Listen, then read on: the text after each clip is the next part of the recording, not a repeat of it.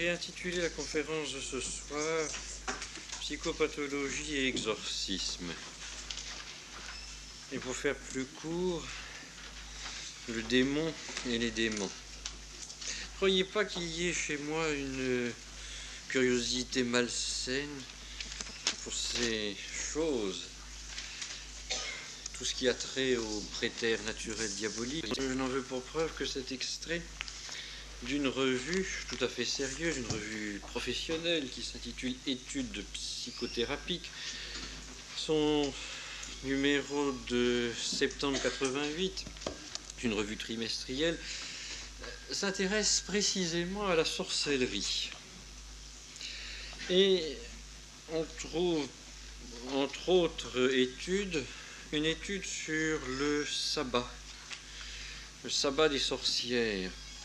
Pour folklore, peut-être que c'est envisagé de façon un petit peu cinématographique. Pas du tout. C'est quelque chose de très précis que nous offre l'auteur de cette étude, Madame Cécile Imbert-Collet. Je vous lis cet extrait, je vous livre cet échantillon pour bien vous montrer que nous ne nous intéressons pas à ces questions par curiosité malsaine, mais bien parce que nous voulons traiter de façon précise ces choses. L'auteur de l'article a un paragraphe qui s'intitule « Le narcissisme de Dieu » et un autre paragraphe intitulé « La vengeance ». Et l'on voit bien que cet auteur n'envisage pas la sorcellerie de façon folklorique, mais j'allais dire de façon théologique. C'est-à-dire qu'elle voit très bien ce dont il est question dans le non serviam luciférien. Elle n'aborde pas ces questions comme quelqu'un qui effleurait de façon superficielle le problème. Elle entre vraiment dans la problématique, comme on dit aujourd'hui. Sans entrer dans des problèmes théologiques ardus, puisque nous parlons du sabbat, il est nécessaire de retirer l'offrande. Ce n'est pas cela qui est intéressant, c'est la suite. Seulement, comme le dit saint Basile, nous t'offrons ces dons qui viennent de toi. Donc, traduit notre auteur, j'offre ce que tu m'as donné, car par moi-même je n'ai rien et ne suis rien. Les chutes diverses retranscrites dans la Bible, la chute du premier homme, mais avant, on pourrait dire la chute des anges, les chutes diverses retranscrites dans la Bible apparaissent comme un mouvement de retour d'un sujet sur lui-même, avec affleurement des notions de rivalité et de jalousie. Telle est la révolte de l'ange déchu, telle est aussi la pomme ingurgitée en vue du dévoilement d'un secret qui viendrait combler une différence. Et voici exactement ce qui prouve qu'elle a tout compris. Ce regard qui se retourne vers lui-même entraîne la séparation. Vous avez bien suivi. Ce regard, c'est le regard de l'homme tourné vers lui-même. C'est-à-dire le regard de l'homme détourné de Dieu. Ce regard qui se retourne vers lui-même entraîne la séparation d'avec Dieu. C'est l'opposition d'un « je suis », une créature qui proclame son être, son existence, « je suis », l'opposition d'un « je suis » au « je suis celui qui est », c'est-à-dire la définition que Dieu donne de lui-même dans l'Ancien Testament. C'est cela la révolte luciférienne. Et elle explique le rôle du tentateur.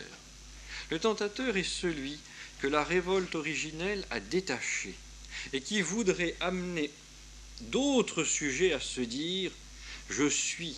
Donc tout se rapporte à moi. Et là, Cécile Imbert-Collet fait une citation qui n'est pas innocente.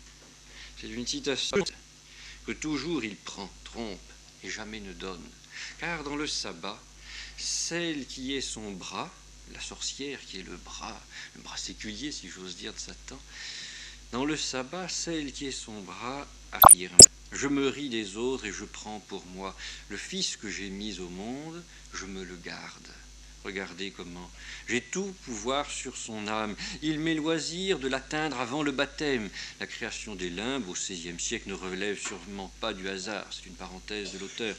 J'ai tout pouvoir sur son corps. Je peux choisir de le tuer ou de l'emmener avec moi.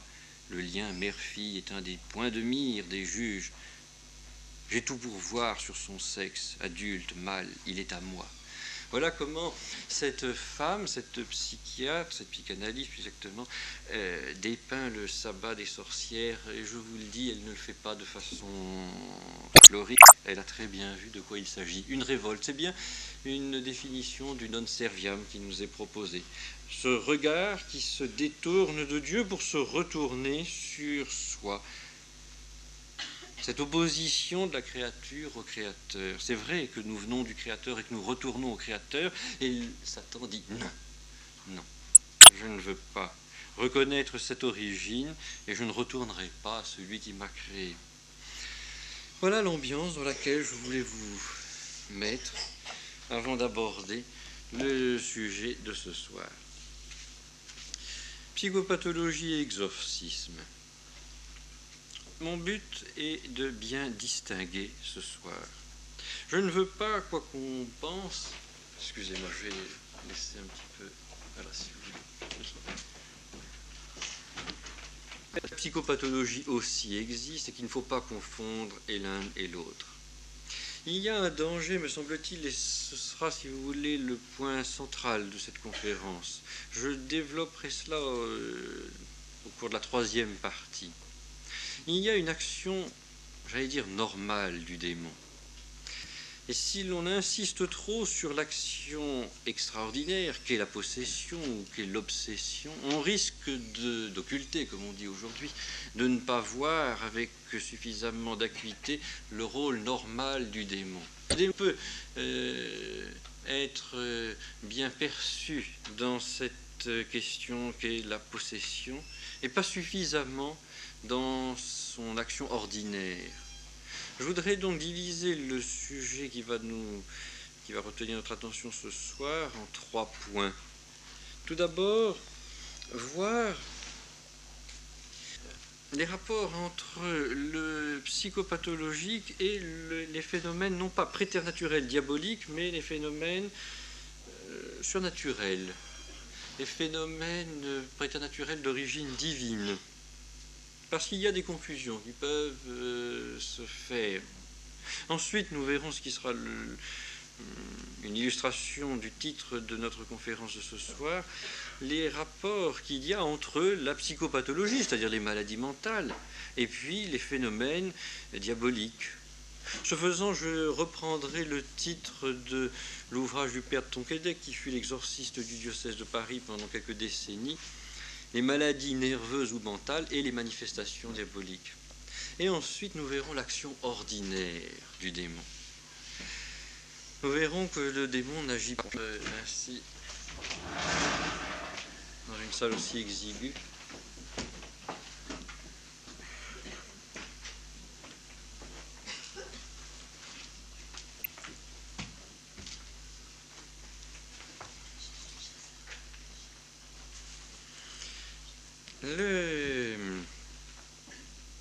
La confusion que l'on peut établir entre le préternaturel diabolique et le psychopathologique, et même entre le surnaturel, manifestation d'ordre surnaturel, et le psychopathologique, a une raison toute simple que je voudrais vous donner en introduction. Le démon ou l'aliéné se manifeste à nous de la façon très particulière que vous savez, comme le nom même Alius dit, investi d'une force étrangère. On a le sentiment qu'il n'est pas lui-même, il est étranger à lui-même, étranger au comportement normal. Cette influence extérieure qui se manifeste dans son comportement peut signifier ou bien il est sous une influence diabolique ou sous une influence divine, ou alors tout simplement qu'il est sous l'influence d'une maladie qui le rend étranger à lui-même, c'est-à-dire qui ne lui permet pas d'user de ses facultés de façon normale. C'est cette action d'aliénation, je crois, qui permet de comprendre comment l'on a confondu trop souvent les phénomènes préternaturels et très sommaire, j'allais dire, très grossière, presque brutale, chez un Charcot, celui qui dirigeait au siècle dernier, la salpêtrière et qui a influencé comme peu Freud. Charcot pensait que ce que l'on appelait la possession, au temps archaïque, c'est-à-dire au Moyen-Âge, porté maintenant au temps positif, qui sont les nôtres, au temps du scientisme, au temps du rationalisme, un autre nom. Autrefois, on disait d'une hystérique qu'elle était possédée, mais si l'on observe bien une personne soumise à cette maladie, on se dit non, il n'y a absolument aucune influence diabolique, elle est tout simplement malade. C'est une façon matérialiste et rationaliste d'envisager les choses, c'est une façon de nier tous les phénomènes préternaturels diaboliques. D'autres auteurs, toujours au XIXe siècle, se sont intéressés aux phénomènes mystiques. Et ils ont vu dans ces phénomènes mystiques des maladies. Ils ont dit ce que l'on appelle extase, ce que l'on appelle ravissement, au fond, est une façon aussi d'être aliéné, de ne plus s'appartenir, et c'est une forme de comportement névrotique ou psychotique. Les auteurs du XIXe siècle ont trouvé des héritiers en ce XXe siècle. Il y a de nos jours un auteur qui s'est distingué dans ce genre de confusion, c'est le docteur Solignac, dont l'un d'entre vous me parlait il n'y a pas très longtemps, rose, et qu'au fond le christianisme entendu comme il est entendu de façon traditionnelle a de fortes chances d'être lui-même une névrose, en tout cas générateur de comportements névrotiques. On a fait des comparaisons entre le comportement de certains malades nerveux et puis certains épisodes de la vie des saints. Je parlais du docteur Solignac, c'est une référence presque scientifique. On pourrait prendre une référence alors qui n'a absolument rien à voir avec la science. Il s'agit de cette dessinatrice qui sévit toujours, je crois, dans le Nouvel Observateur, Claire Bretécher, qui a fait une vie de Sainte Thérèse d'Avila. Pour elle, j'entendais une fois une interview de cette personne, pour elle, Sainte Thérèse d'Avila est folle. Elle a un comportement fou. Il y a aussi des auteurs qui font des hagiographies psychanalytiques, et Sainte Thérèse de l'Enfant Jésus y est passée. Est-ce arbitraire, cette façon de faire? Bien sûr, on voit bien que tous ces auteurs sont influencés par une conception freudienne, tous influencés par une conception à tout le moins matérialiste, et souvent veulent rendre compte des phénomènes religieux, des phénomènes surnaturels en termes de maladies. Il s'agit de voir sous l'angle clinique tous ces phénomènes-là. Le père Pinard de la Boulée, qui fut avec le père Janvier un des plus grands prédicateurs de Carême à Notre-Dame de Paris pendant quelques décennies, le père Pinard de la Boulée de la Compagnie de Jésus dit « Ces auteurs feraient bien d'étudier attentivement la vie de ces saints. Ils ne voient pas la catégorie des psychopathes. Il y a là un extrait du père Pinard de la Boulée qui nous est donné par le père de Sinetti dans son ouvrage que je vous recommande, malheureusement épuisé, mais que l'on peut encore se procurer d'occasion. Ouvrage qui s'intitule Psychopathologie et direction. Le père de Sinetti cite, et je voudrais simplement vous lire cela pour voir.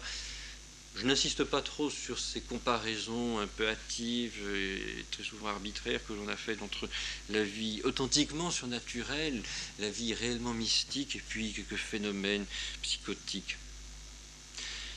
Qu'il puisse y avoir au double point de vue physiologique et psychologique une certaine ressemblance entre le sentiment religieux et certains sentiments morbides, voire même entre l'extase que les théologiens affirment surnaturelle et les transes hystériques, il faudrait pour le nier ou s'en étonner n'avoir jamais observé celle qui existe entre l'amour le plus saint et ses déviations les plus caractérisées.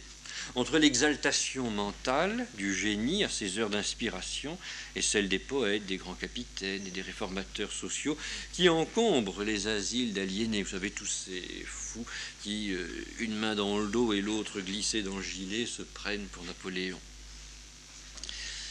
Mais la similitude fut-elle plus profonde encore? Donc, le père Pinard-Laboulé fait comme tous les bons scolastiques, il y a une concession au départ. C'est pour mieux épingler, et quand je dis épingler, il s'agirait plutôt de harponner ici le contradicteur. Mais la similitude fut-elle plus profonde encore? Les modalités différentes de ces divers états fussent-elles indiscernables par voie d'observation directe? Il reste à expliquer, si l'on veut parler science, comment ces états certains à une vie plus riche et plus féconde, tandis qu'elles obligent les mêmes illuminations, la société à claquemurer leurs contrefaçons dans des conservatoires d'un genre tout spécial. Les effets permettent de juger des causes. Le cas devient clair lorsque ces révélations ne portent pas sur des hypothèses ou des conceptions scientifiques que le voyant peut tenir de son milieu, ne sont pas non plus de pures conjectures touchant l'avenir ou de vagues pressentiments, mais s'affirment comme de véritables prophéties concernant les déterminations d'agents libres. Quelle force ou quelle loi psychologique pourrait en expliquer la prévision distincte et ferme de ce qui n'existe qu'à l'état de pur possible, voire de possible invraisemblable. Lorsque l'on a affaire donc à une véritable prophétie, lorsque quelqu'un dit il va se passer quelque chose qui est absolument imprévisible, qui ne relève pas de l'art d'un Sherlock Holmes en soutane, mais quelque chose d'absolument imprévisible, qui ne relève pas de la déduction. Une vraie prophétie, quand cela se réalise, comment est-ce que l'on peut dire que c'est quelque chose de psychopathologique? D'autres phénomènes, comme l'héroïcité morale, qui résulte parfois de telles grâces mystiques, sont de beaucoup plus complexes. Évidemment, le psychologue empiriste, comme tel, n'est pas qualifié pour en juger. Comme homme, toutefois, surtout, s'il a quelque expérience de la vie, peut-il ne pas sentir la vraisemblance que donnent aux assertions d'une Sainte Thérèse, par exemple, et à celle de tant d'autres mystici majoresses, leur austérité de vie, leur aménité exquise, leur indomptable énergie, leur activité charitable. C'est vrai que l'on peut, si l'on isole, et au fond c'est ce que font souvent ces auteurs, ils isolent quelques faits un peu surprenants, un peu déroutants, non allègrement. Mais, comme dit Pinard-Laboulé, remettez ces événements, remettez ces épisodes dans leur contexte. Voyez dans quelle ambiance spirituelle ces événements prennent place. Avons-nous affaire à des, j'allais dire pour faire un peu court, des toqués, des gens complètement désaxés, déséquilibrés? Est-ce que l'on peut dire cela lorsqu'on étudie la vie de Sainte Thérèse dans son ensemble ou non? Il dit regardez son austérité de vie, son aménité, son indomptable énergie, et Dieu sait si Sainte Thérèse fut un homme, leur activité charitable aussi. Est-ce que l'on voit tous ces gens qui peuplent les asiles d'aliénés développer une telle activité charitable? Mieux, il connaît la clientèle des cliniques, donc ce psychologue, mieux il connaît la clientèle des cliniques, ou même s'il connaît seulement le niveau moyen de moralité auquel se tient d'ordinaire l'humanité, plus aisément il sentira la différence. Trop souvent, et c'est ce que veut dire Pinard-Laboulé, trop souvent l'on arrive à des similitudes un peu factices en isolant comme cela des faits, et il dit c'est tout simple. Si on veut vraiment travailler sérieusement et pour ainsi dire scientifiquement, voyons toute la vie d'un saint, voyons la vie d'un aliéné, et demandons si véritablement cet aliéné aurait été capable de poser les actes héroïques que souvent les saints ont été amenés à poser sous une influence étrangère, c'est vrai, sous l'influence de la grâce, sous l'influence divine. Tandis que l'influence extérieure qui malheureusement peut habiter les aliénés n'est pas nécessairement la grâce, au contraire. Le père Tinetti donnait une petite introduction à cela. Il disait, le père Pinard-Laboulé note avec raison que des éléments pris comme cela, un petit peu au hasard, un hasard qui fait bien les choses. Il faut avouer que ces hagiographes psychanalystes savent choisir dans la vie des saints qu'ils ont l'intention d'éreinter. Ils savent choisir les épisodes qui peuvent servir leur thèse. non seulement les choisir, mais aussi les manipuler et quelque peu les triturer. Et alors ils arrivent à ce qu'ils appellent une démonstration, alors que ce n'est qu'une illusion de démonstration. Louis Junier, dans son ouvrage que j'ai déjà cité, que je n'ai pas apporté ce soir, l'ouvrage qu'il consacre à Rudolf Allers ou l'anti-Freud, a un chapitre qui s'intitule « Synthé et névrose ». Et il dit quelque chose que nous verrons dans la deuxième partie de cette conférence. Il dit, c'est vrai, pour quelqu'un qui n'a qu'une sens extérieure des phénomènes spirituels, des phénomènes mystiques, il peut y avoir des similitudes. Lorsque l'on étudie la vie, par exemple, du curé d'Ars, on peut se dire, mais est-ce qu'il n'avait pas de temps en temps comme des absences? Est-ce qu'il n'était pas un petit peu parfois hors de lui? Est-ce qu'à ce moment de distance, il n'avait plus la maîtrise de ses facultés? C'est méconnaître la progression d'une âme sous l'action de la grâce. Vous le savez comme moi, la théologie ascétique et mystique distingue 3 degrés, n'est-ce pas, 3 étapes, ce qu'on appelle les 3 âges de la vie intérieure. Il y a effectivement une vie d'abord purgative, ensuite une vie illuminative et enfin une vie unitive. La vie purgative ne s'accompagne nécessairement de certaines nuits dont parle sainte Thérèse d'Avila, nuit qui peut s'abattre, si j'ose dire, avec la permission de Dieu, sur la sensibilité. À ce moment-là, l'âme ne connaît aucune consolation sensible. Mais il peut y avoir aussi des nuits de l'esprit. Ce n'est pas la sensibilité qui est purgée à ce moment-là, c'est l'esprit lui-même. Et nous verrons, je vous citerai tout à l'heure un texte d'une sainte, d'une authentique mystique qui montre combien ces épreuves peuvent paraître douloureuses. Nous savons tous, par exemple, que sainte Thérèse de l'Enfant Jésus, cette fois-ci, a connu elle aussi ces nuits qui donnent le sentiment d'une forme d'abandon de la part de Dieu. Mais ça n'est pas un signe de démence. Alors, ce qui nous prouve que ça n'est pas un signe de démence, comme le dit le père Pinard de la Boulée, l'ensemble de la vie. Ces êtres ne sont pas des détraqués. Tout en souffrant intérieurement, on les voit animés tout de même d'une indomptable énergie, d'une activité charitable et d'une douceur exquise.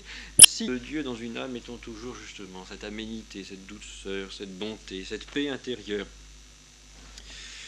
Donc voilà ce que l'on peut dire de façon très sommaire et très rapide. Ce n'est pas le but de la conférence, c'est pourquoi je n'insiste pas sur les dérapages, les glissements qui ont pu être opérés de façon un petit peu trop facile d'un domaine à l'autre, du domaine de la pure, de l'authentique mystique, c'est-à-dire de la manifestation véritable de la vie de la grâce dans une âme, et puis de l'aliénation. Je n'insiste pas, je veux d'étudier le préternaturel diabolique et les phénomènes psychopathologiques avec beaucoup de nuances. Il y a 2 excès dans lesquels il ne faut pas tomber. Il y a l'excès que je dénonçais et qui a été le fait de Charcot en particulier, qui consiste à dire le diable, ça n'existe pas. Tout peut être expliqué en termes de psychiatrie, de psychologie. Il n'est pas nécessaire de faire intervenir le diable. Le diable, c'est une étiquette bien commode lorsqu'on ne sait pas mettre un nom sur une maladie. Mais il y a inversement une forme de foi mal éclairée qui consisterait à voir le démon partout, sous forme de possession, et à refuser les lumières de la vraie psychiatrie, de la vraie science des phénomènes psychopathologiques. Et ces 2 excès sont condamnables.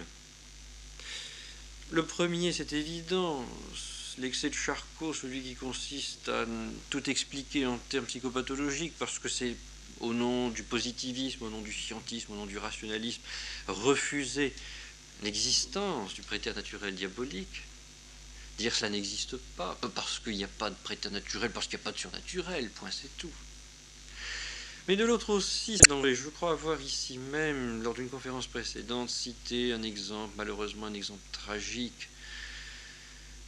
Inspiré par une foi mal éclairée, un prêtre a eu affaire à un dépressif profond qui donc était mu par des tendances suicidaires. Et il l'a exorcisé, et l'autre s'est suicidé. On ne peut pas accuser de modernité, c'est un ouvrage qui doit dater des années 20 simplement. Le père Sinetti disait cela, s'adressant aux prêtres. Il est nécessaire que les prêtres connaissent ces phénomènes que les médecins ont assez bien décrits, pour ne pas confondre trop facilement ces phénomènes-là et les manifestations diaboliques. Ces humbles connaissances auraient entre autres avantage celui d'éviter à certains directeurs les confusions fâcheuses auxquelles ils sont exposés. À combien spirituel est-il arrivé dans le passé de prendre chez eux, chez les autres, pour des phénomènes extraordinaires d'origine diabolique ou divine, de simples détraquements nerveux. Donc, dit le père Sinetti, les directeurs d'âme ont souvent affaire à des gens qui ont besoin d'être éclairés spirituellement, mais parfois aussi qui ont besoin d'être soignés. Pour les bien connaître, il n'est pas inutile d'avoir quelques notions sur la nature des troubles physiques et psychiques que présentent ces malades.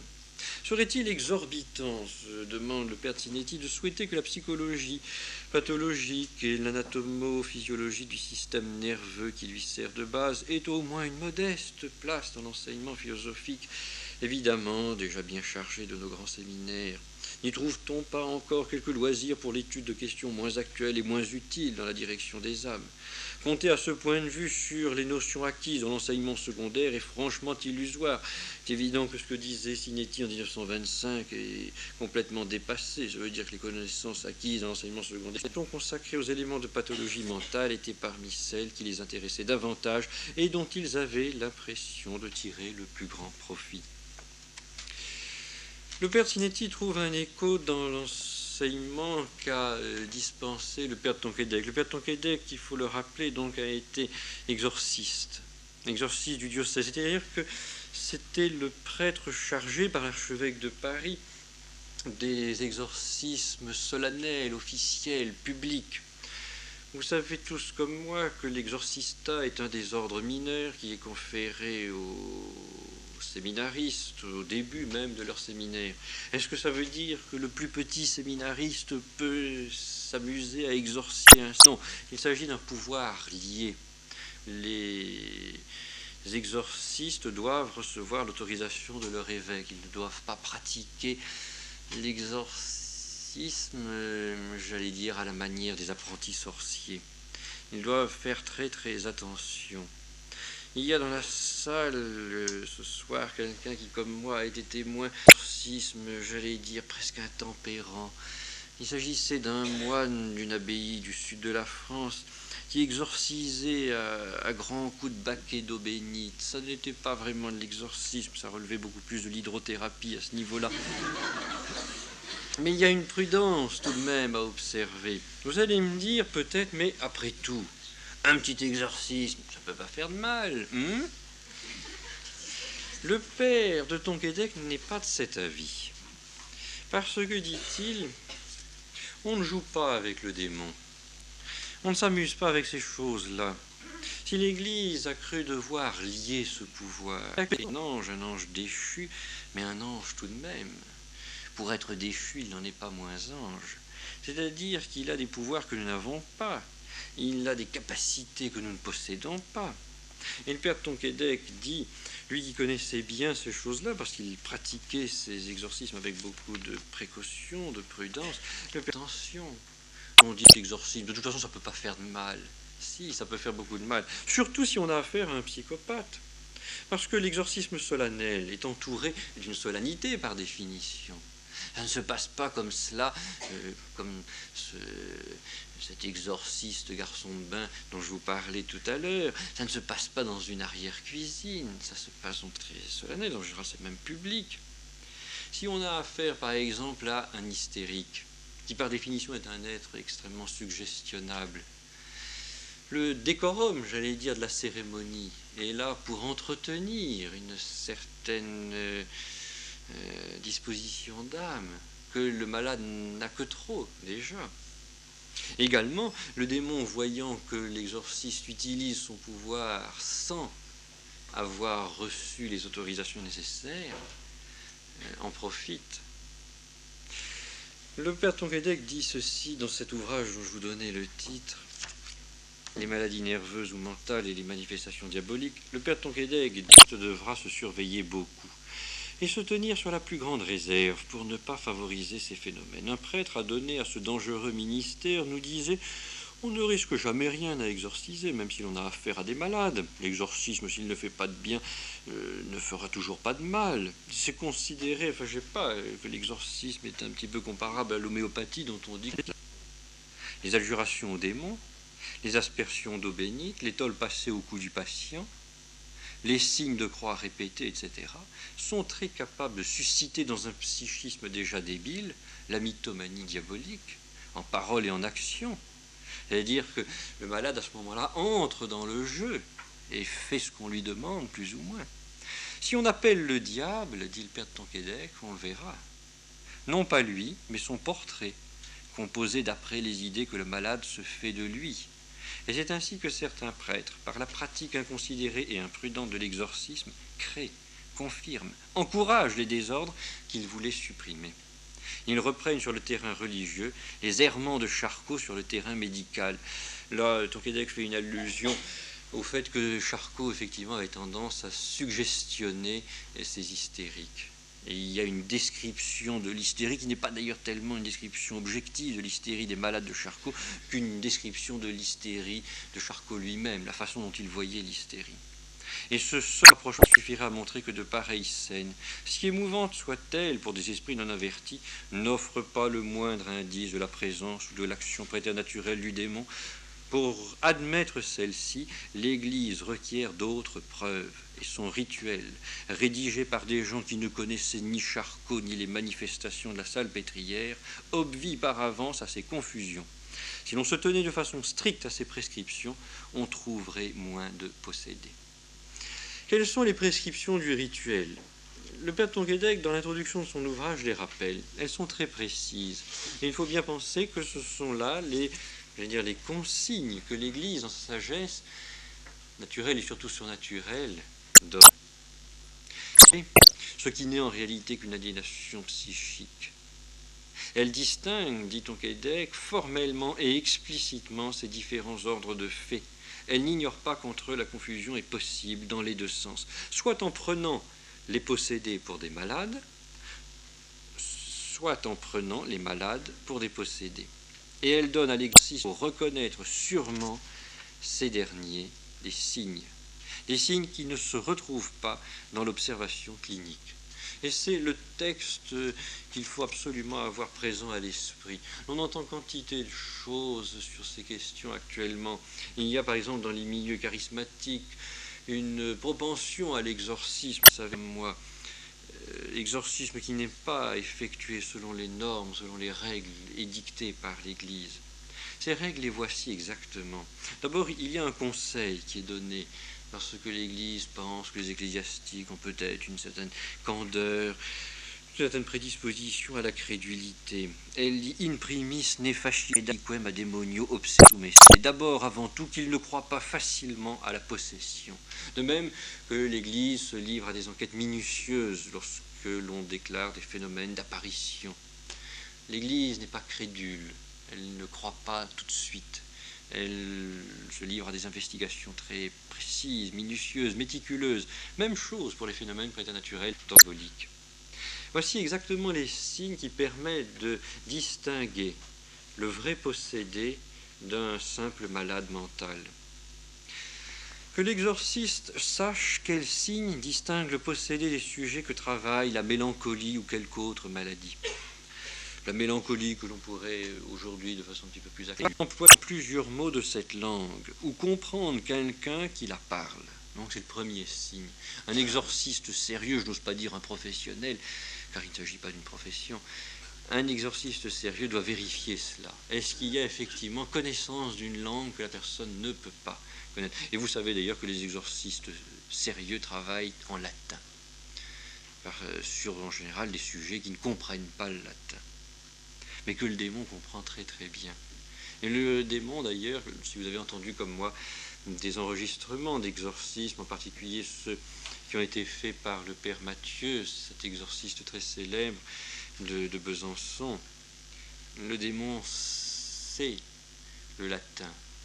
Et je ne veux pas dire pour autant que les étudiants de cette maison doivent se dire c'est une langue diabolique, il ne faut pas l'apprendre.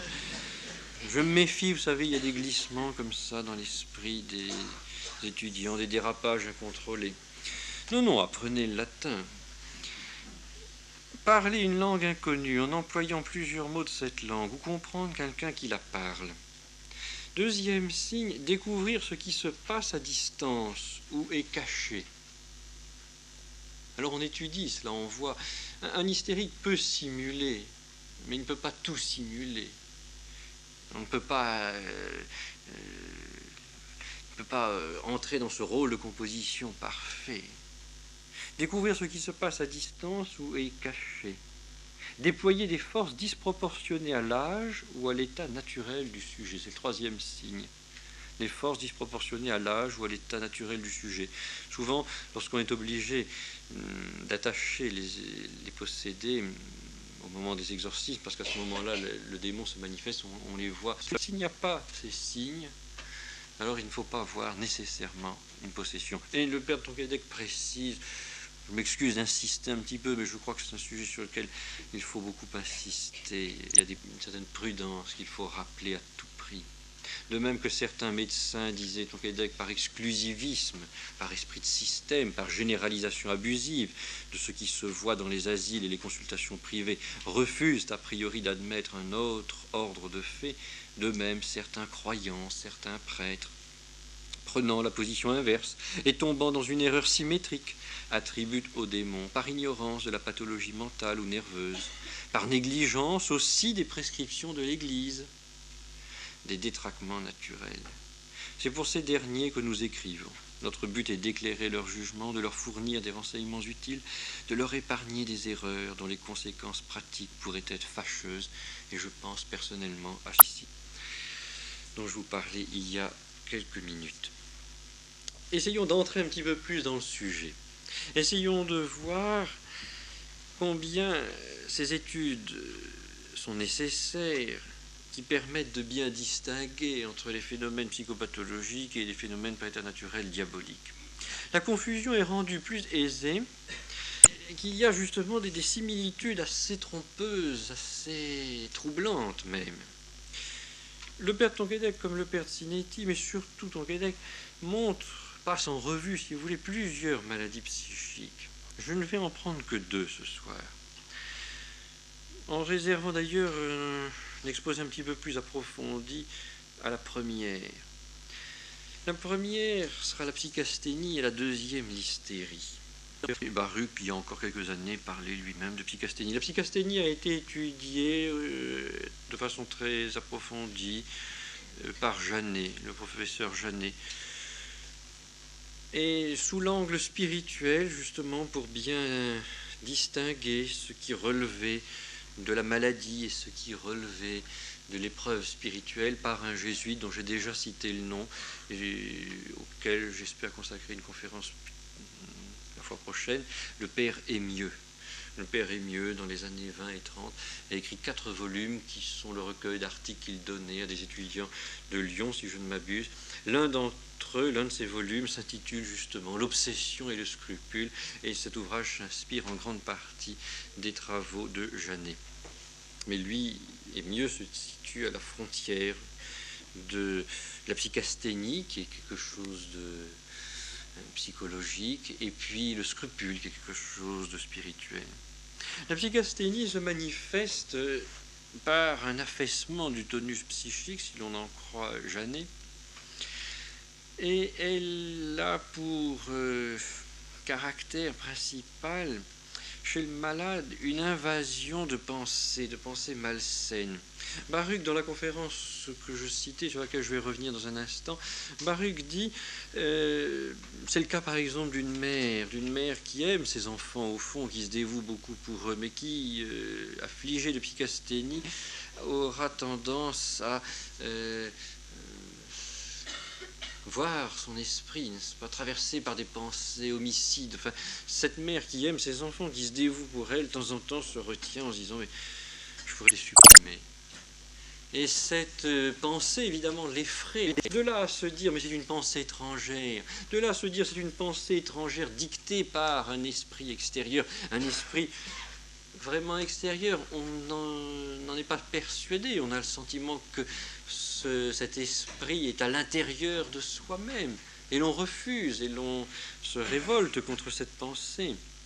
C'est une des caractéristiques de la psychasthénie que de ne pas permettre aux gens qui en sont atteints de bien maîtriser certains phénomènes psychiques, certaines imaginations en particulier. Ce qui fait par exemple aussi que les psychasthéniques sont très souvent livrés à des pensées contraires, pureté, très souvent, alors que toute leur vie est d'une honnêteté irréprochable. Mais de temps en temps, ils ont traversé comme ça, ils ne maîtrisent pas, ils ne dominent pas, ils se disent « ça y est, je suis habité, je suis possédé. Il y a un esprit, il y a une force à l'intérieur de moi, il y a une force inférieure qui m'habite et qui me pousse à cela. » Encore plus net, et cela le père Tonquédec le montre dans son ouvrage, dont je vous recommande la lecture bien sûr, lorsqu'il s'agit non pas simplement de psychasthéniques, mais de gens qui se sentent comme poussés à faire quelque chose, et ça semble incoercible, des impulsions, n'est-ce pas, qu'ils n'arrivent pas à contrôler. Je dis c'est plus fort que moi, et ils se demandent si au fond ça n'est pas un esprit qui les habite, et qui les pousse à faire ainsi. De la psychasthénie, Baruch dit dans la conférence déjà citée qu'elle a été exploitée de façon particulièrement juteuse par Freud. Freud s'est beaucoup intéressé à ce genre de phénomènes névrotiques. Et j'ouvre une parenthèse qui éclairera un petit peu ce que je vous disais la fois dernière sur l'inconscient, qui se manifeste par des poussées que Freud appelle les pulsions qui sont à ramener à deux fondamentalement. La pulsion libidinale ou la pulsion de mort, la pulsion agressive. Je sens qu'il y a déjà des malades dans cette salle, je vais faire court. Je ne sais pas si on peut un tout petit peu ouvrir, donner un petit peu d'air, ce serait une thérapie là intéressante, j'espère.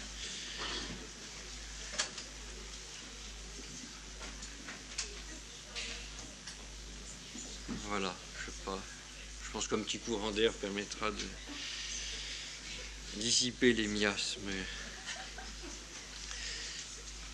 Baruch dit que Freud s'est beaucoup intéressé donc à ce comportement névrotique que l'on constate chez les psychasthéniques et qu'il s'en est servi, je vous disais de façon juteuse, je ne sais pas pour vous faire un mot, c'est qu'il a assis sa conception de l'inconscient, le ça, avec ses pulsions, sur les observations qu'il faisait des psychasthéniques. Ces gens ont effectivement comme des traversées un peu étrangères à leur personnalité profonde. Ils sont effectivement agités par des impulsions, par des imaginations. Et Freud, le constatant, leur disait, voyez, c'est ça votre personnalité. C'est cela. Et ne refusez pas, ne refoulez pas son système. Il s'est servi de ce qu'il a vu chez un certain type de malade pour dire, ben voilà, c'est ça. Il y a effectivement des pulsions libidinales, il y a effectivement des pulsions d'agressivité, n'est-ce pas, une pulsion de mort, et les gens veulent refouler cela. Ce faisant, il les condamnait à l'incurabilité. Parce que le psychasthénique, comme l'a montré Janet, se Freud se soigne en essayant de faire remonter justement son tonus psychique et en lui faisant comprendre que ces traversées, ces cavalcades étranges qui traversent son esprit ne sont pas sa vraie personnalité. C'est au fond parce que son intelligence et sa volonté sont diminuées, parce que son tonus psychique est affaibli, débilité, qu'il y a ces impulsions un petit peu étranges. Mais si l'on arrive à remettre la personne dans un état de maîtrise de soi, un certain contrôle, on ne la refoule pas. On n'engendrera pas des névroses, puisque pour Freud, le refoulement est une source de névrose, mais au contraire, on leur permettra de s'en sortir, on leur permettra de retrouver la maîtrise d'eux-mêmes. Eh bien, ce que Baruch constate de l'emploi que Freud a fait de la psychasthénie, on pourrait aussi l'appliquer à cette pseudo-science de l'âme que je suis en train de lier, non pas d'exorciser, ce serait une prétention, mais au moins de fustiger. Lorsque l'on ne connaît pas justement la véritable nature de cette maladie qu'est la psychasthénie, lorsque l'on ne voit pas en quoi elle consiste et quels sont ses symptômes, quelles sont ses manifestations, l'on aura effectivement tendance à dire de façon un petit peu hâtive, de façon un petit peu rapide, c'est une force intérieure et extérieure à la fois, mais une force extérieure qui est entrée en vous. En réalité, il faudrait envisager les choses de façon un petit peu plus simple là et se dire non, ces gens effectivement sont malades et ont besoin d'un traitement, mais il ne faut pas les traiter, j'allais dire les culpabiliser, ça n'est pas vraiment le terme, mais ne pas les obséder au fond sur ces questions-là. Ne pas leur dire oui, au fond, vous êtes tout à fait responsable de ces pensées malsaines, de ces pensées homicides, de ces pensées impures. Non. Il faudrait au contraire essayer de leur expliquer que dans la mesure où ils retrouveront une certaine maîtrise, un certain contrôle, ces pensées disparaîtront. S'il y a une certaine densité intérieure, eh bien, ces choses-là disparaîtront. C'est cette densité qu'il faut trouver. Mais je n'insiste pas trop sur la psychasthénie, je voudrais plutôt insister sur l'hystérie qui, elle, effectivement, peut engendrer des confusions.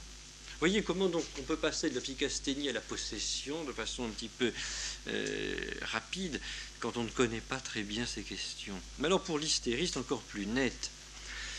Parce que le comportement hystérique tel que le décrit le père de Tonquédec à la page 88 est quelque chose d'extraordinaire. Il faut toujours se méfier des hystériques. Enfin, s'en méfier non pas de façon méchante, il faut considérer que ce sont des gens malades et qu'il faut essayer d'aider. Mais ça n'est pas les aider que de leur dire « mais oui, vous êtes possédés ». C'est d'une certaine façon entrer dans ce scénario qui est le leur, dans cette imagination qu'ils développent de façon un petit peu artistique, sans s'en rendre compte. Il faut toujours se méfier des hystériques. Ils peuvent devenir extrêmement dangereux pour ceux qui s'occupent d'eux. Les caractéristiques de l'hystérie sont la crédulité, une imagination hypertrophiée, une inventivité, une créativité. C'est pour ça que je me méfie de ces gens qui veulent à tout prix développer la créativité aujourd'hui. Et ils se figurent ce qui n'est pas, ils en sont convaincus. Ils attribuent à autrui des fautes, des crimes imaginaires, dont l'ensorcellement est le moindre. De leurs accusations, l'honnêteté, la moralité du prochain font souvent les frais. Les hystériques sont foncièrement, nous l'avons vu, des insatisfaits. Et leurs méchancetés sont des actes de dépit, des représailles contre le sort. Elles s'expliquent soit par les déceptions que la vie leur apporte, soit par la rancune contre ceux qui ne les ont point soulagés ou compris comme ils l'espéraient, par la jalousie ou par le retournement d'une affection trop vive à laquelle il n'a pas été répondu, soit simplement par l'envie à l'égard d'être intacts, qui semblent ignorer les passions dont eux-mêmes sont la proie. Tout cela fermente et s'agite confusément dans leur inconscient. Et alors voyez-vous, c'est dans cette fermentation et dans cette agitation-là que des esprits mal avertis peuvent voir l'influence d'un esprit supérieur et d'un esprit extérieur et au fond du démon. Une jeune fille a accusé ainsi, à ma connaissance, d'abord son curé, qui était aussi son directeur, par une lettre abominable envoyée à l'évêché, et d'ailleurs rétractée par la suite. Puis son médecin, que j'ai lieu de croire tout à fait consciencieux et absolument correct. Quelquefois, l'hystérique va plus loin que l'accusation verbale. Il machine un scénario où il apparaît victime d'un attentat, bâillonné, blessé mais d'ordinaire pas très gravement, etc.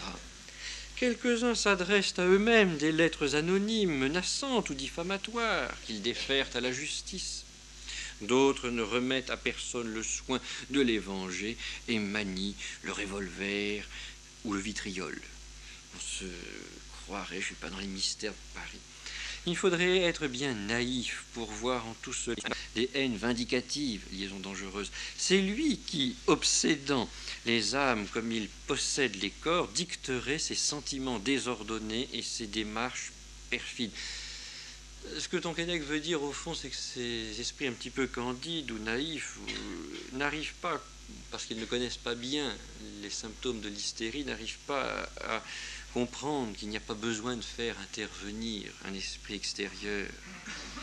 C'est lui qui, obsédant les âmes comme il possède les corps, dicterait ses sentiments désordonnés et ses démarches perfides.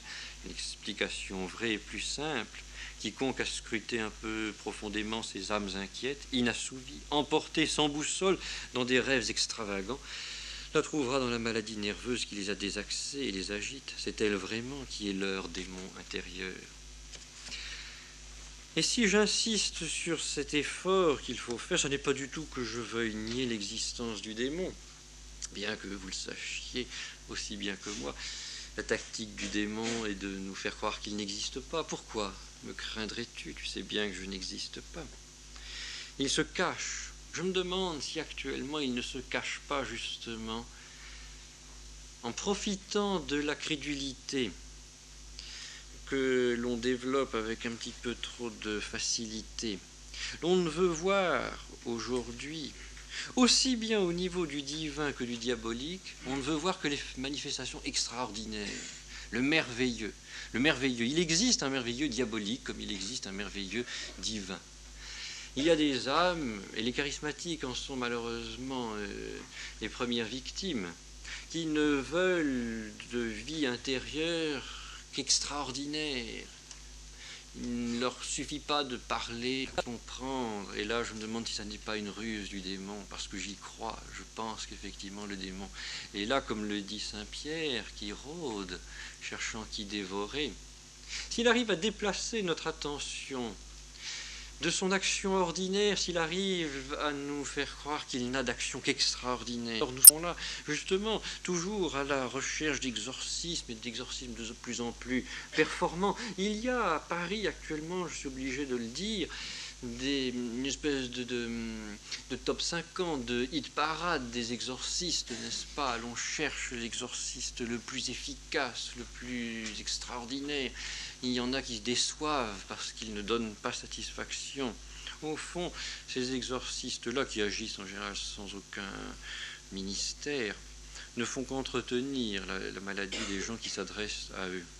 Je voudrais donc, dans la troisième partie, avant de vous laisser poser toutes les questions que vous souhaiterez me poser, envisager l'action normale du démon, celle sur laquelle, me semble-t-il, nous ne portons pas assez notre attention. Et je voudrais à cette occasion répondre à une question qui m'a été posée, ou une suggestion qui m'a été faite la dernière fois.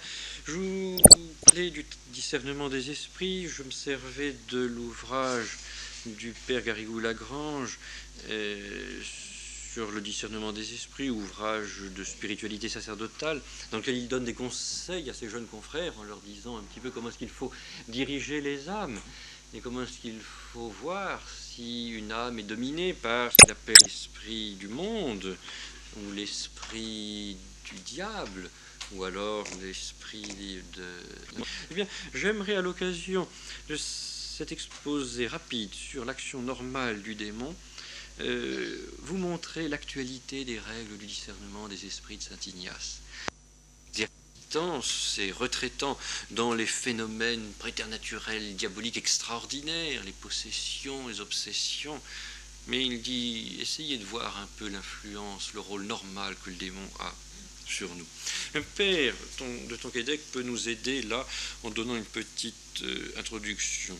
Il y a, à mon avis, un lieu théologique pour bien comprendre dans la tradition authentiquement catholique le rôle, l'influence et donc nécessairement l'existence, parce que l'on n'a pas d'influence si on n'a pas d'existence des démons. Ce sont deux sermons j'allais dire d'actualité à deux points de vue. D'actualité parce que malheureusement les questions de démonologie sont de plus en plus actuelles aujourd'hui. Ces deux sermons, les étudiants ne s'étonneront pas, ont pour auteur Bossuet.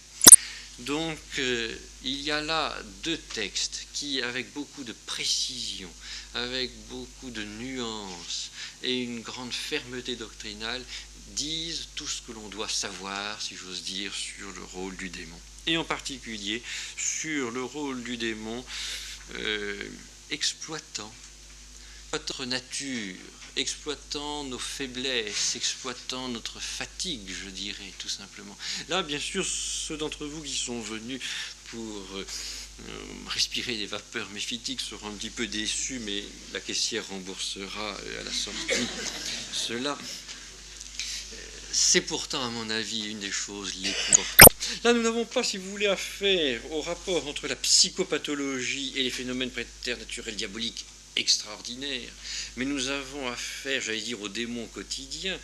Nous avons affaire au rapport entre les faiblesses que nous connaissons tous, que nous avons tous, faiblesses physiques, faiblesses psychiques, qui ne relèvent pas nécessairement de la psychopathologie. Nous ne sommes pas nécessairement psychasthéniques, hystériques, parce que nous avons de ces moments de faiblesse. Et puis, l'exploitation habile que ce grand psychologue qu'est le diable sait en faire. Le père de Tonquédec dit à la page 32, « Certes, un chrétien doit admettre l'action du démon dans l'affaire humaine. Elle s'exerce de plusieurs façons. D'abord, il est sûr que le tentateur utilise pour ses fins perverses les mauvaises tendances de notre nature. Les mauvaises tendances qui sont là inscrites dans notre nature au niveau du concupiscible, c'est ce que l'on appelle la concupiscence. Donc il le sait. Nous avons été baptisés, me direz-vous, donc pour retrouver la grâce, oui. Mais le fomes peccati reste. Saint Paul nous l'a dit. Les blessures sont là, qui restent. Nous retrouvons la grâce, mais nous n'avons pas retrouvé le don d'intégrité dont jouissaient nos premiers parents. Et le démon le sait.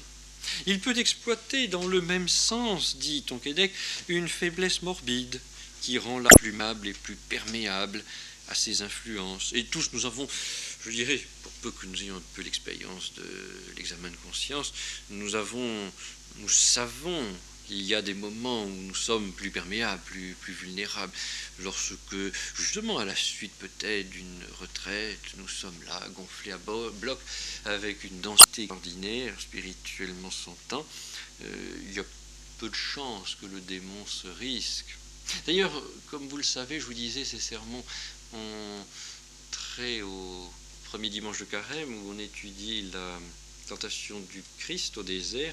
Cette tentation intervient à un moment particulier, après 40 jours de jeûne. Le démon a attendu cet affaiblissement nécessaire, quand on suit les lois de la nature, pour venir tenter. Nous aussi. C'est pourquoi il est parfois dangereux de s'affaiblir excessivement, je sais de quoi je parle, parce que l'on peut s'exposer à des tentations au niveau de l'irascible en particulier. Il y a des colères qui ne surviennent que lorsque l'on est très fatigué. En ce premier cas, c'est son action ordinaire, dit Tonquédec. C'est l'action normale, c'est son rôle habituel de tentateur qui s'exerce. Et j'aimerais bien que le quotidien, ordinaire, normal, auquel le démon se livre auprès de nos âmes. Donc, c'est son rôle normal, habituel, le tentateur qui s'exerce. Il ne peut être question alors d'action extraordinaire exercée par lui, de possession ou d'obsession au sens théologique des mots. Et voici le texte de Bossuet qui, à mon avis, décrit le mieux avec cette psychologie qu'avaient tous ces grands prédicateurs du XVIIe siècle et tous les moralistes laïcs qui les entouraient à Versailles ou à Paris. Et vous verrez que saint Ignace a dû servir là d'inspirateur à Bossuet. Il y a dans les règles du discernement des esprits, il y en a deux en particulier qui montrent très très bien cette action. Dans les règles du discernement des esprits, saint Ignace envisage d'abord la tentation grossière, enfin celle ce que les théologiens appellent les rudesses, qui qu'il faut dégrossir à la tronçonneuse ou presque. Et puis il y a dans la deuxième semaine des exercices, il y a ces tentations plus subtiles, plus raffinées, où le démon ne heurte pas de front une âme. Il ne s'introduit pas de façon violente. Il va suivre, va épouser la nature du terrain. Il y a là une stratégie, il y a là une tactique extraordinaire, et qui montre là cette façon qu'il a de se confondre avec le terrain, de se mélanger un petit peu avec les humeurs que l'on peut sécréter. Vous vous imaginez peut-être, fidèle, que s'il est si audacieux, le démon, il vous attaquera par la force ouverte. Ah, qu'il n'en est pas de la sorte. L'inimitié de Satan n'est pas d'une nature vulgaire. Elle est mêlée d'une noire envie qui le ronge éternellement. Il ne peut souffrir que nous vivions dans l'espérance de la félicité qu'il a perdue. Et là, on retrouve ce que disait Madame Cécile Imbert-Collet. Il ne peut souffrir que nous vivions dans l'espérance de la félicité qu'il a perdue. Que Dieu, par sa grâce, nous égale aux anges. Que son Fils se soit revêtu d'une chair humaine pour faire de nous des hommes divins. Il enrage quand il, lapsus révélateur, il enrage quand il considère que les serviteurs de Jésus, hommes misérables et pécheurs, assis dans des trônes augustes, le jugeront à la fin des siècles avec les anges, ses sectateurs. Cette envie le brûle plus que ses flammes. C'est, mes frères, ce qui lui fait embrasser les fraudes et les tromperies. Parce que l'envie, comme vous le savez, est une passion froide et obscure, qui ne parvient à ses fins que par de secrètes menées. C'est par là que Satan est infiniment redoutable. Ses finesses sont plus à craindre que ses violences. Et là, j'ouvre une parenthèse. Si vous voulez, ces finesses ordinaires sont plus à craindre que ces violences extraordinaires. De même qu'une vapeur pestilente se coule au milieu des airs, et imperceptible à nos sens insinue son venin dans nos cœurs, ainsi cet esprit malin, par une subtile et insensible contagion, corrompt la pureté de nos âmes. Nous ne nous apercevons pas qu'il agisse en nous, parce qu'il suit le courant de nos inclinations. Si nous avons commencé à aimer de fou, il nous rend furieux.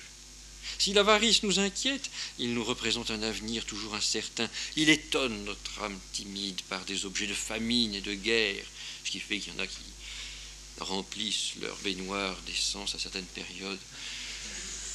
Sa malice est spirituelle et ingénieuse. Il trompe les plus déliés.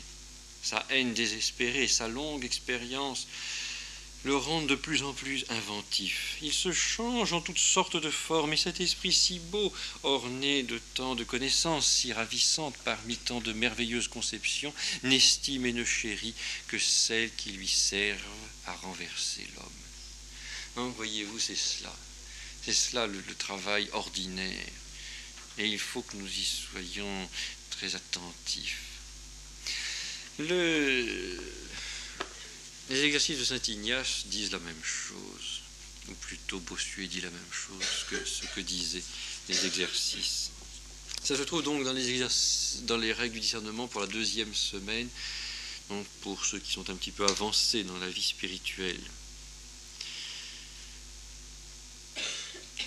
C'est le propre de l'ange mauvais, c'est la quatrième règle, lorsqu'il se transforme en ange de lumière, d'entrer d'abord dans les sentiments de l'âme pieuse et de finir par lui inspirer les siens propres.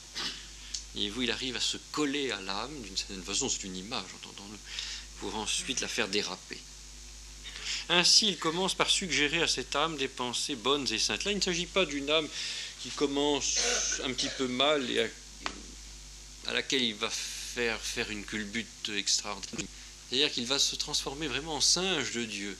Il va encourager même cette dévotion, l'encourager pour la faire déraper. Il entre donc dans les sentiments de l'âme pieuse et finit par lui inspirer les siens propres. Ainsi, il commence par suggérer à cette âme des pensées bonnes et saintes, conformes à ses dispositions vertueuses. Mais bientôt, peu à peu, il tâche de l'attirer dans ses pièges secrets et de la faire consentir à ses coupables desseins.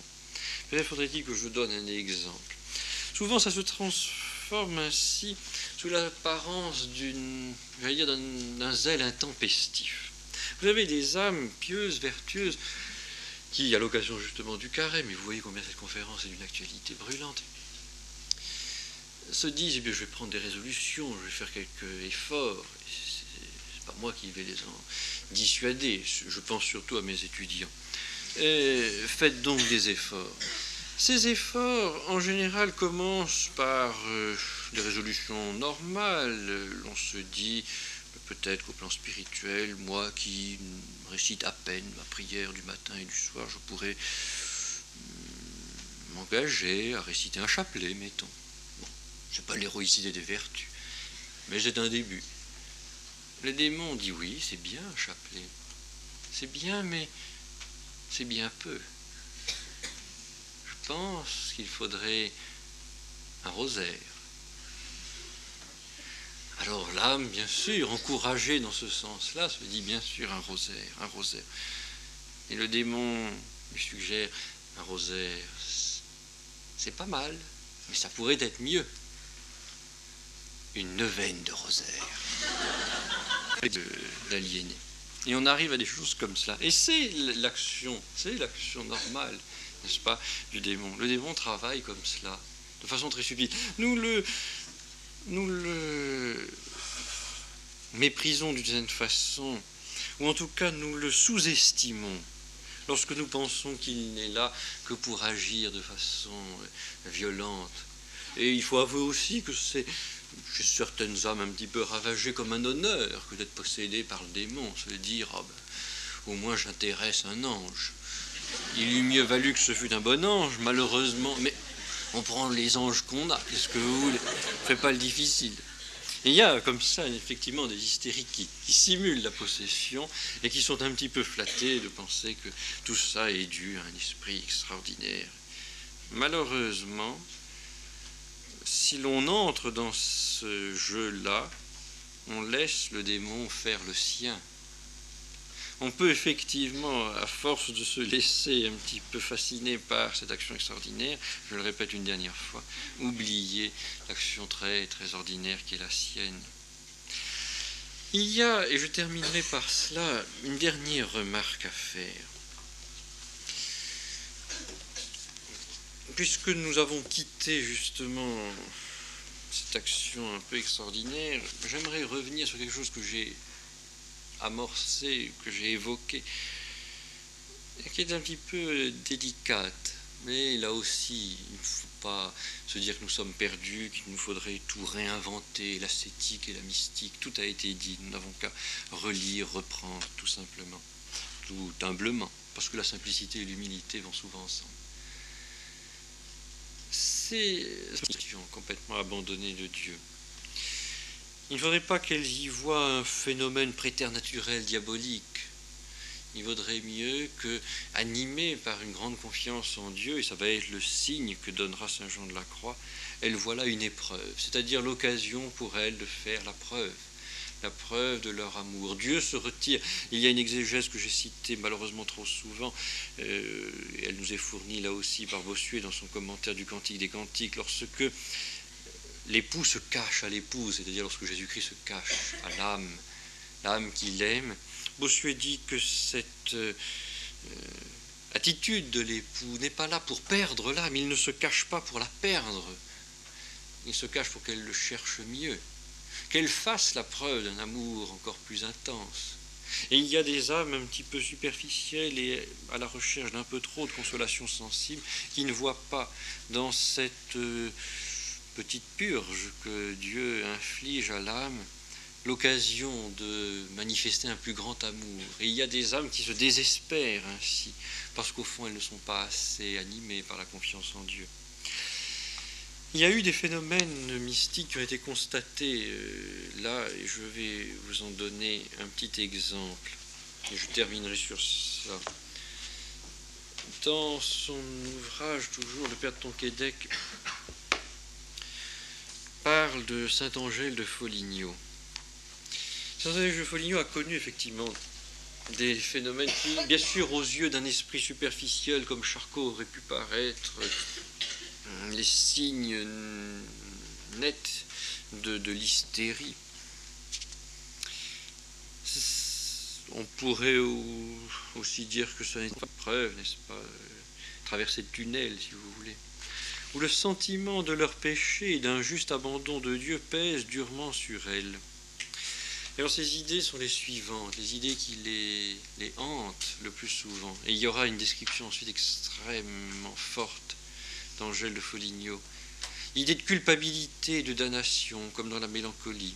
Par ailleurs, dégoût de toutes choses, aussi bien temporelles que religieuses. Elles ne peuvent plus prendre intérêt à rien, tout est pour elles fané, flétri, desséché, comme dans la mélancolie. Et enfin, leur désespoir se traduit parfois en manifestations analogues à celles de la maladie.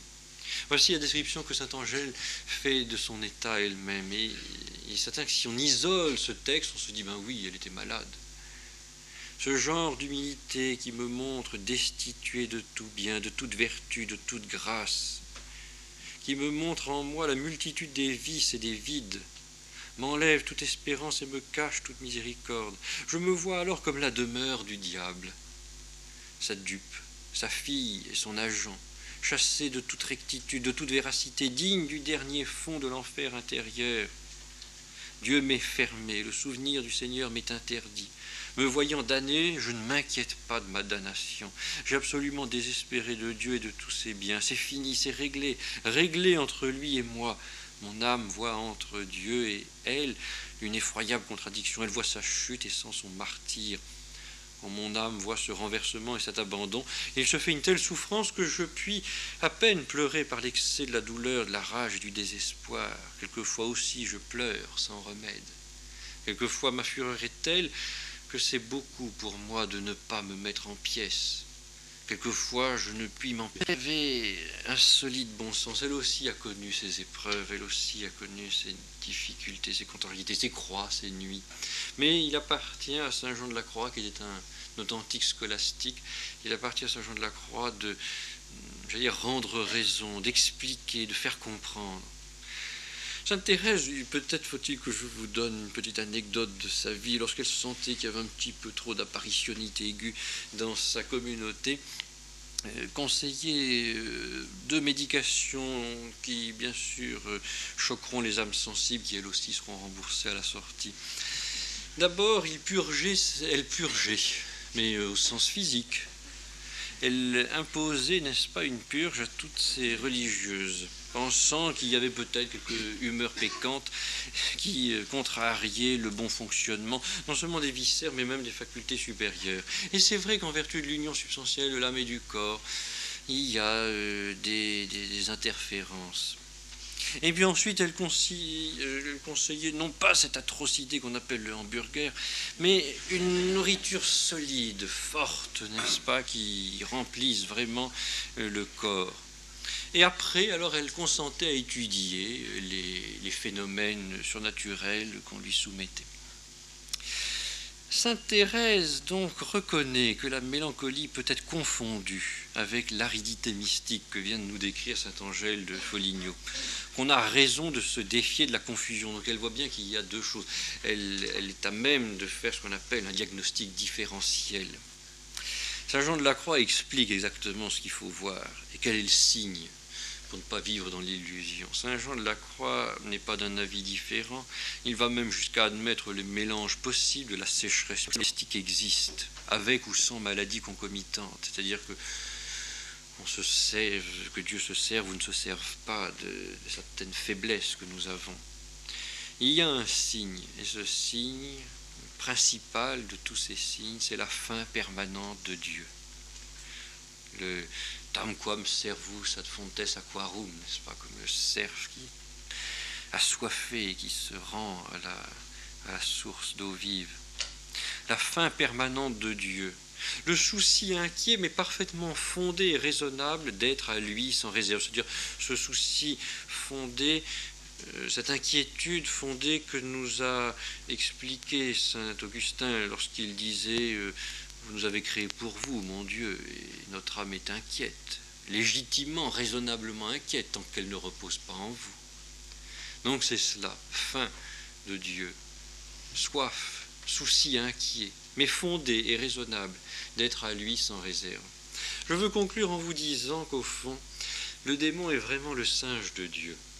Ce que je viens de vous dire à l'instant montre qu'au fond, le démon, dans la tactique ordinaire qui est la sienne, ne fait souvent que reprendre ce que le bon Dieu fait lui-même. Le bon Dieu peut se servir, et c'est ce que saint Jean de la Croix nous fait entendre, peut se servir de certaines fragilités, de certaines faiblesses physiques que nous avons. Mais tout coopère au bien de ceux qui aiment Dieu, dit saint Paul, y compris nos faiblesses physiques, y compris nos faiblesses psychiques. Il s'en sert, et si cette faiblesse est envisagée justement dans une grande confiance en Dieu, s'il n'y a pas de désespoir, si au contraire l'on essaye en lui, il peut par-dessus cette faiblesse, et c'est souvent ce qui se passe, greffer, j'allais dire, une nuit, une sécheresse. Et c'est ce qui montre bien qu'il y a souvent interaction entre la nature et la surnature, parce que, comme les scolastiques le disent, la grâce ne détruit pas la nature, mais la présuppose. Et il présuppose la nature qui n'est pas nécessairement parfaite, qui est bien souvent ébréchée. Alors Dieu prend cela, il prend le tout de l'homme. Il prend une nature un petit peu débilitée par telle ou telle infirmité. Sur cette nature, il va greffer une épreuve qui sera peut-être une désolation, qui sera peut-être une nuit, si nous sommes destinés à des unions plus importantes, plus grandes encore avec Dieu. Et il faut accepter ces choses-là, il faut les concevoir de façon harmonieuse, ne pas se révolter, ne pas se dire, comme l'on aurait trop tendance à faire dans une conception un petit peu naturaliste actuellement, dès qu'il y a une désolation, dès qu'il y a un moment de difficulté, se jeter sur un psychanalyste, ou plutôt attendre que le psychanalyste se jette sur nous, ou encore se bourrer de je ne sais quelle drogue qui ne sont pas nécessairement les solutions. Eh bien, le démon fait aussi la même chose. Le démon voit cette nature, il la voit, comme disait Bossuet, il la voit un petit peu ébréchée, il sent, il perçoit nos difficultés à nous vaincre. Il sent même aussi nos efforts. Et dans les deux cas, il va essayer de se glisser en nous, non pas dans le cadre d'une possession au sens théologique du terme. Il va essayer, ils peuvent toujours être collés par la grâce de Dieu.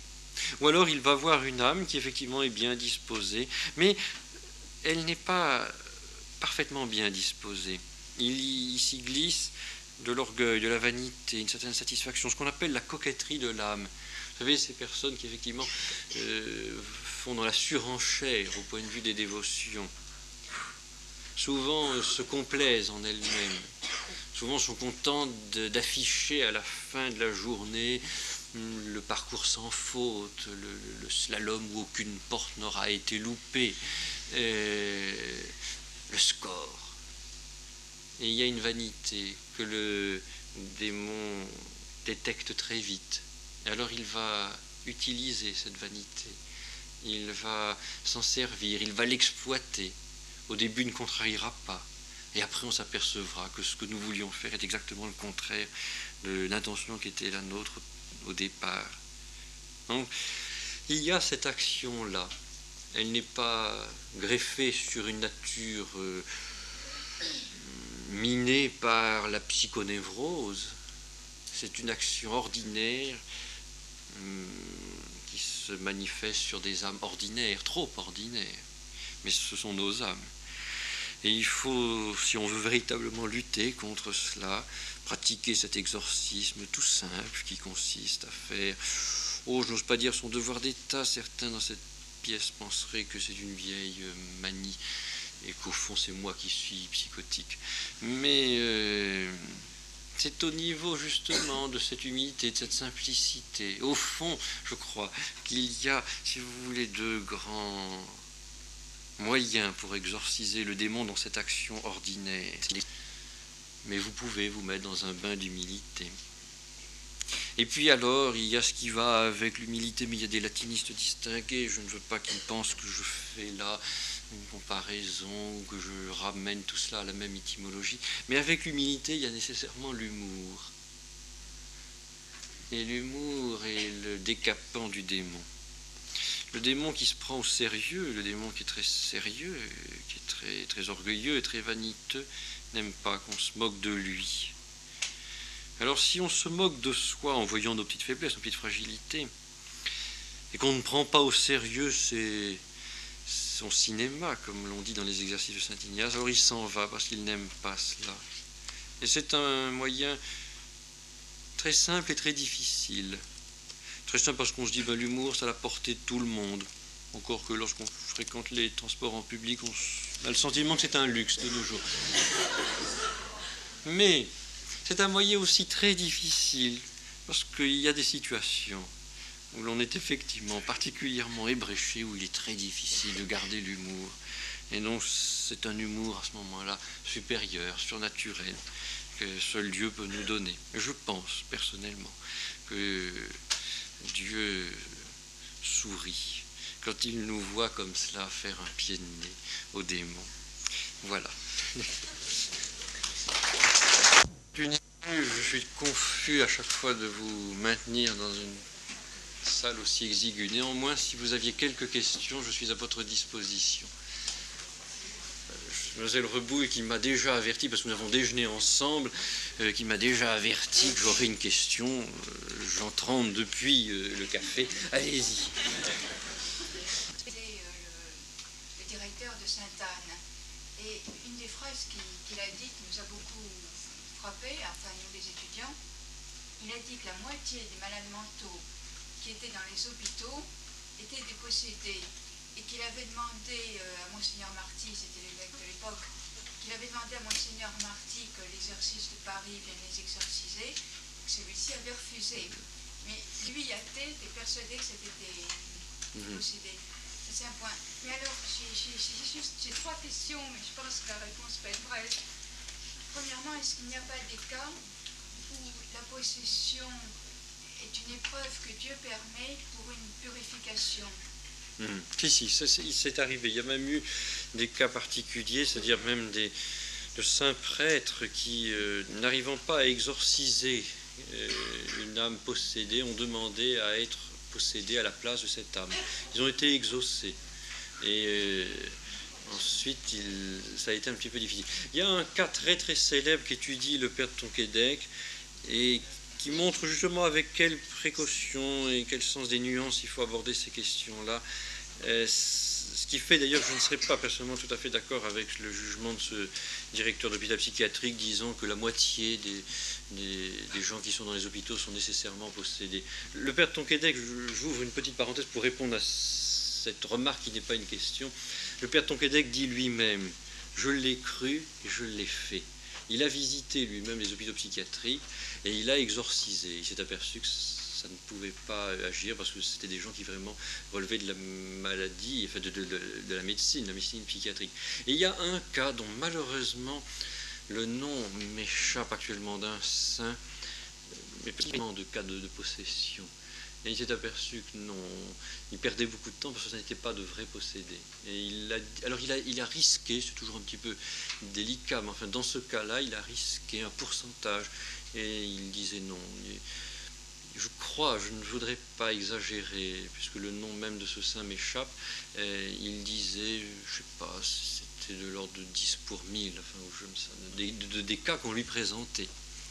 Et son témoignage n'est pas suspect de rationalisme, puisqu'il a été lui-même canonisé. Et alors, pour la question proprement dite, vous me disiez... Non, j'ai demandé, je crois que ça a posé, la première, c'est si, dans certains cas, c'est ça, je sais permis. Oui. Ça peut. Alors, et oui, je fais une digression, excusez-moi, c'est que le père de Tonquédec étudie le cas célèbre du père Surin. Et alors, le cas du père Surin n'est pas un cas ordinaire, parce qu'il y a, dans le cas du père Surin, un mélange un mélange de phénomènes diaboliques et aussi de phénomènes psychopathologiques. Et il le décrit de façon... Enfin, je vous passerai les références exactes avec les pages. Il le décrit. Et le père de Sinetti revient sur cela aussi en disant « ça n'est pas un cas ordinaire ». Ça n'est pas vraiment une réponse à votre question, mais ce genre, n'est-ce pas, de transfert, on peut dire. Je ne sais pas ça. Oui, je sais que Nicolas Surin, c'est d'ailleurs un acte d'amour extraordinaire. Enfin, a voulu transférer la possession de quelqu'un sur lui. Mais je pensais à des cas où les gens sont possédés uniquement pour pouvoir être purifiés. On l'a cité, il y a des cas qui ont été... En général, il faut avouer, moi j'ai étudié les cas que... Il y a par exemple un exorcisme assez spectaculaire qui a été diffusé sous forme de cassette, mais le père Mathieu, si vous le connaissez, avait un robuste bon sens. Enfin, c'était à la fois un homme de Dieu, parce que vous savez que les exorcistes sont soumis à des jeûnes et à des prières. Enfin, ils n'affrontent pas le démon comme cela entre deux cigarettes. C'est quelque chose de très, très, très puissant qu'un exorcisme, est très fatigant pour l'exorciste lui-même. Ce sont des cérémonies qui durent parfois des heures. Et il racontait le cas qui, là, me semblerait assez typique de quelqu'un qui s'est aperçu qu'il était possédé. Pas comme ça, il ne s'est pas levé un matin en se disant « je suis possédé ». Cet homme, lors d'une veillée de prière, s'est aperçu qu'il était possédé. Sa femme l'avait amené à une veillée où on récitait le chapelet. Et là, il s'est aperçu. Pourquoi ? Parce qu'il avait, dans le passé, s'était livré à des pratiques sinon de magie, en tout cas des pratiques occultistes et ça. En particulier, il faisait tourner les tables. Non pas avec l'idée simplement d'amuser les salons parisiens, il y a un occultisme mondain, mais en sachant très très bien qu'il obtenait là des renseignements qui ne venaient pas de Dieu et qui ne venaient pas de lui-même. Il obtenait, en faisant appel aux esprits, puisque c'est le but, n'est-ce pas, des gens qui font tourner les tables, il faisait appel à des esprits, et il le savait, et il voulait cela. Il n'y a pas eu, si vous voulez, un pacte net, enfin, il n'a pas signé de son sang, mais il savait d'où cela venait, et il l'avait voulu. Donc avec pleine advertance et plein consentement, qui sont les signes du péché mortel. Et il a fallu effectivement qu'il se fasse exorciser. Donc en général, c'est plutôt cela, n'est-ce pas ? Il y a toujours un rituel, que le rituel donne connaissance de choses que l'on ne peut pas connaître. Bien sûr que le rituel dit cela au moment de l'exorcisme. C'est pendant l'exorcisme, on s'aperçoit, en interrogeant la personne, on s'aperçoit. Mais on peut dire aussi en amont la même chose. Si on s'aperçoit que quelqu'un a des connaissances qu'il ne peut pas avoir en temps ordinaire, sans intervention d'un esprit supérieur, on peut penser qu'il y a effectivement un cas de possession. Mais ce qui est gênant, c'est que les trois signes que vous avez donnés de possession du démon peuvent être également des signes de saints. Il y a des saints qui pouvaient voir à distance, qui pouvaient connaître donc des choses cachées, qui avaient une force incroyable dans certains cas et qui pouvaient parler des langues qu'ils ne connaissaient pas, comme le Padre Pio. Mais à ce moment-là, l'atmosphère dans laquelle ces saints vivent n'est absolument pas l'atmosphère d'un possédé. Là, il faut reprendre cet autre élément que nous donnait le père Pinard de la Boulée en disant, mais n'isolons pas les faits. Bien sûr, on pourrait trouver... Alors, le démon, dans ce cas-là, ne fait pas de miracle. On n'appelle pas ça un miracle au sens strict, c'est ce qu'on appelle un prodige. Et alors, il ne peut pas faire... Il y a certaines choses qu'il ne peut pas faire, mais il y a des choses qu'il peut faire. Et alors, on peut voir cela, mais il faut voir dans quelle atmosphère ça se passe. Par exemple, vous avez de pseudo-mystiques qui ont été gratifiés de pluie d'hosties. Notamment Higginson, je crois. Eh bien, ça n'est absolument pas dans le sens de la tradition de l'Église. Les pluies d'hosties ne sont pas des confettis, c'est pas... Il y a toujours quelque chose, si vous voulez, enfin, quand on dit, n'est-ce pas, que le démon montre toujours le bout de sa queue, c'est vrai. Il y a toujours un petit quelque chose. Il peut y avoir une apparence. Il singera Dieu, autant que c'est possible. Mais il viendra un moment où ça va bifurquer, n'est-ce pas ? Il faut que ça aille dans son sens. Vous disiez qu'il se servait de nos faiblesses, donc il doit connaître tout de même notre tempérament. Alors, parce que ça se manifeste à l'extérieur. Moi, qui ne suis pas vraiment un diable, enfin... encore que les étudiants parfois me laissent entendre que. Mais moi j'arrive très bien à voir le tempérament de mes étudiants, je vois très bien, il y a des tempéraments lymphatiques, ça se voit, et je vous assure que je n'ai pas de vision, que je n'ai pas de don préternaturel. Je pense que je vais me faire arracher les yeux à la sortie. Mais non, c'est vrai. Et alors, si vous voulez, il y a des petites choses. Par exemple, le démon voit avec beaucoup d'acuité ces petites choses, c'est ces mouvements d'impatience que nous pouvons avoir, etc. Toutes ces choses-là, et il les exploite, il les utilise. Mais il n'entre pas à l'intérieur de nous. Dieu seul entre dans notre âme. Et l'inhabitation des âmes des justes, elle est faite par la Sainte Trinité. Voilà, mademoiselle, vous aviez une question.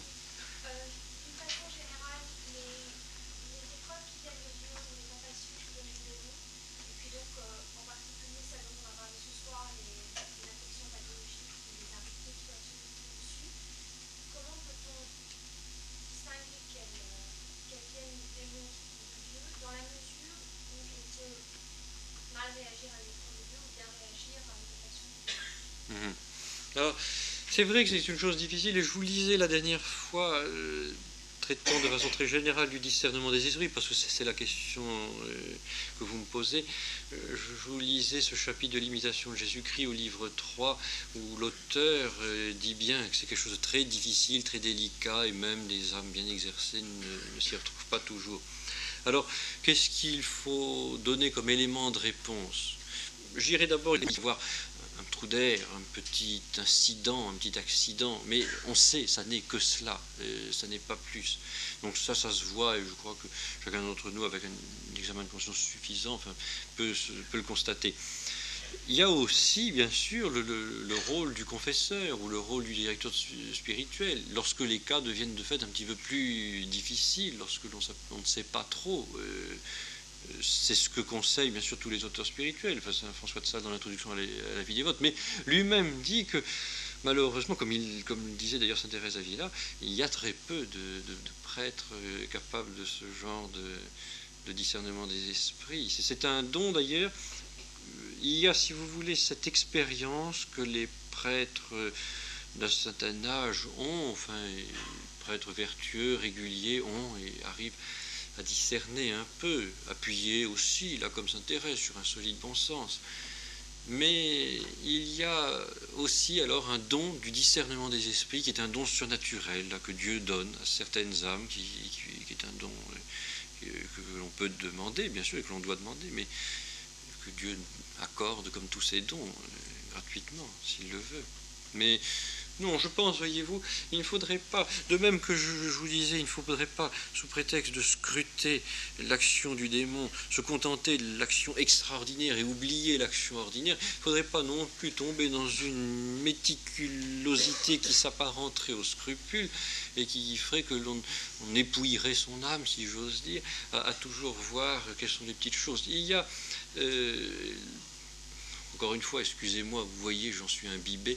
Bossuet a fait une lettre de direction spirituelle sur cela, où il explique, n'est-ce pas, à une de ses dirigées, qui était, vous voyez, c'est l'intention profonde, l'intention droite, qu'est-ce que vous voulez faire. Et Garrigou-Lagrange, dans la préface de Dieu, non pas Dieu, son existence et nature, mais le Sauveur et son amour pour nous. Garrigou-Lagrange dit ce qui compte, c'est ce qu'on appelle le vouloir foncier, c'est cette intention directrice. Et c'est ce qui anime une âme. Et c'est ce à quoi nous devons toujours nous rattacher, en sachant bien sûr qu'il y a de temps en temps des petits zigzags. C'est ce qui justifie nos confessions, sinon si nous étions toujours dans une rectitude parfaite, nous ne nous confesserions jamais.